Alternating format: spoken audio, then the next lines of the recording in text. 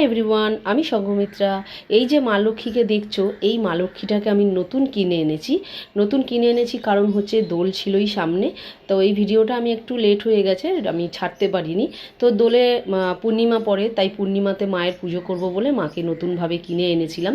আর আমার এই ভাগনাটা মাকে স্নান করাচ্ছে, দেখতেই পারছো। এই ভাগনা একটু ঠাকুরের সম্পর্কে একটু ভালো বোঝে বলে মাকে ওকে দিয়ে স্নানটা করালাম।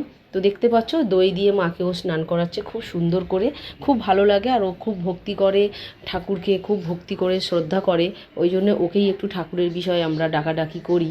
তো দেখতে পাচ্ছ খুব সুন্দরভাবে ওনাকে স্নান করানো হচ্ছে। আর সাজার জিনিস ওনার সবই কিছু কিনে নিয়ে এসেছি, পুরো ভিডিওটা দেখলে বুঝতে পারবে।